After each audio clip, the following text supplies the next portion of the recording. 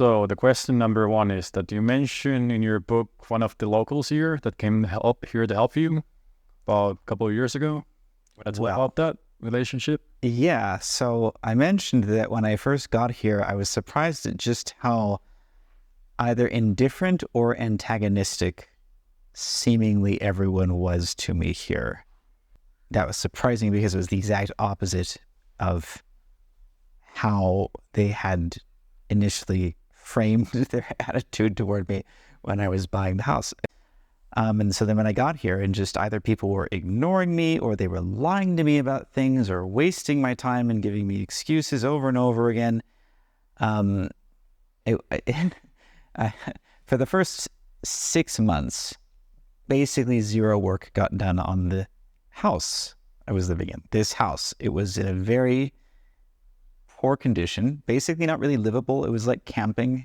Those first 6 months, I had to build a dry compost toilet for myself because there was no plumbing, very little electricity. There were holes in the roof. There was debris all around the house because it had been unoccupied for like 20 or 30 years. And again, I moved in thinking, okay, once I show up there, it'll be really easy to get people to start cleaning things up, fixing things, improving the house. And within, the first month, the house will be in decent, livable condition.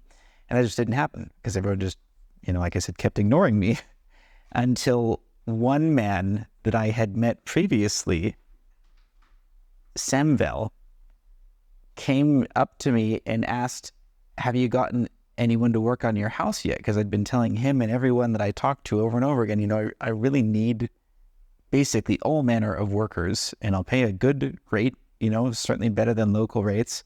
And there's tons of work to do. So whoever, wants the job, just show up. Basically, that's the number one requirement. Just show up. And that was the one thing they couldn't do.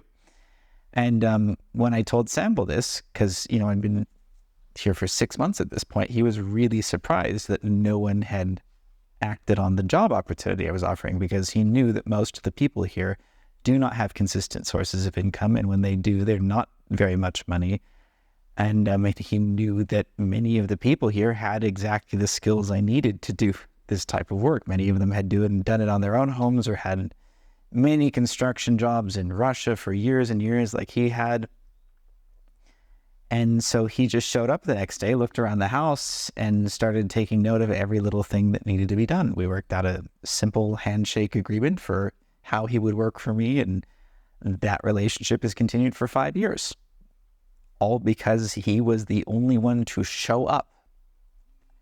And I'm very grateful for Sambel's friendship and our professional relationship, because frankly, I don't know how I would have gotten anything in this village with this house done if it were not for Sambel. So I was very fortunate in that regard, or I'd probably still be struggling with all this crap that should never have been an issue if there'd been even just the most basic sense of commerce, community, communication going on. And that's the kind of story that I ended up writing about in my book about this village, Everyone is an Entrepreneur, or the Armenian translation, Amenvok Zeneretse. The book is an exploration of how strange it was for me seeing how Armenians think about really, really basic economic, business, and entrepreneurial principles that we basically consider obvious in the West. Anyone, even without business training, just sort of learns to think about money and commerce and skills and products and services a certain way that's really empowering to people to be able to apply what they know or can do in productive and profitable ways. And the biggest aspect of culture shock here was just realizing how much of that we take for granted.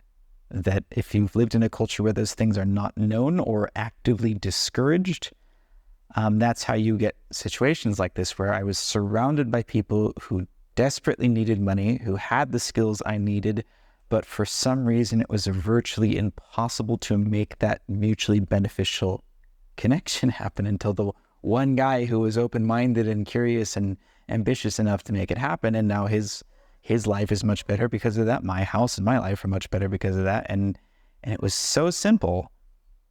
yet it was so difficult to make it happen. That's the kind of stuff I'm still 5 years later, like just kind of amazed by, that again, as an American, as a Westerner, you just get so used to things being done in the most efficient way possible, the easiest, most convenient way that benefits the greatest number of people, because it just seems obvious. But when you don't know how to think that way, everything gets exponentially harder than it needs to be. And that explains a lot about the lifestyle and the culture here.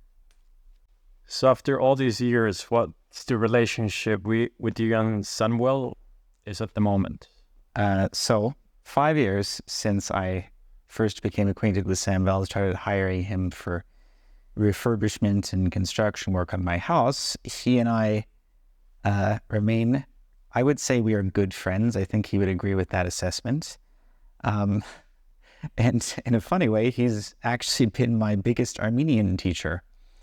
I say that's funny because he wouldn't think of himself as a teacher, like he's not trained as a language teacher, but he's been the person who has most consistently spoken the Armenian language with me, which is a whole nother story I could get into, but it's been quite shocking to see how difficult it is to get the Armenians to speak the Armenian language with me, which I thought would be easy. Again, moving into a village where hardly anyone speaks English and they all speak Armenian, me, an Armenian descendant, moving to the country saying, hey, I'm eager to learn the language, I'm eager to integrate in your community, you'd think they'd be happy to speak Armenian with me. That's how I learned Spanish in Central America many years ago, just speaking Spanish with the Costa Ricans, right? They were happy to do that with me.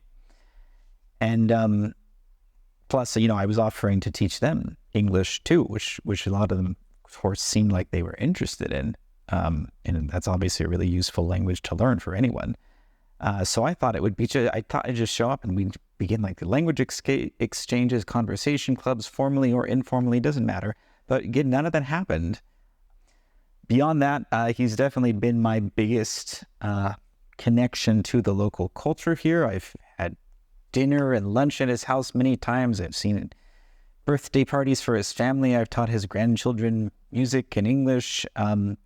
So all that stuff I talked about expecting when I came here, like to be integrated into this community and have a valuable part to play, and people who would appreciate the differences I bring as an outsider, as a Westerner, pretty much all of that is only applied with Sam Bell and his family. He's the outsider here who, for some reason, can see things and do things that seemingly no one else here is able to do.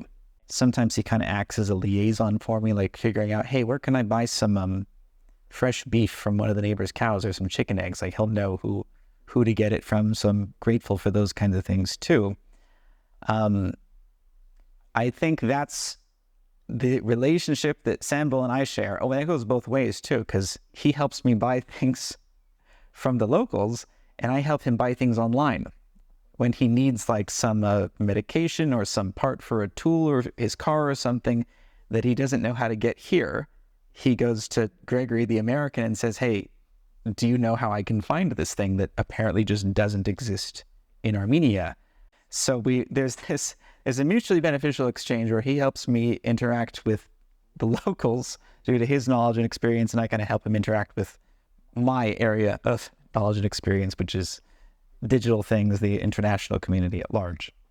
So I would say that is a great example of intercultural beneficial exchange where both of us are gaining from the best aspects of the other person's perspective and experience. And it's intergenerational too. He's old enough to be my father, but we get along like we're friends, and his grandkids really like me. And I can tell that just as interacting with him has opened my mind a lot and taught me a lot of new things, he, even in his later stages of life, still seems like a very open-minded, curious guy who's always eager to interact with new types of people that I bring here from other countries as opposed to being intimidated by them, because they're foreigners and they have dangerous ways of thinking and living. He's always eager to meet new people and ask where they come from and interact with them to whatever level possible. So Sam Bell's my hero in a lot of ways, my super Sam Bell, Superman.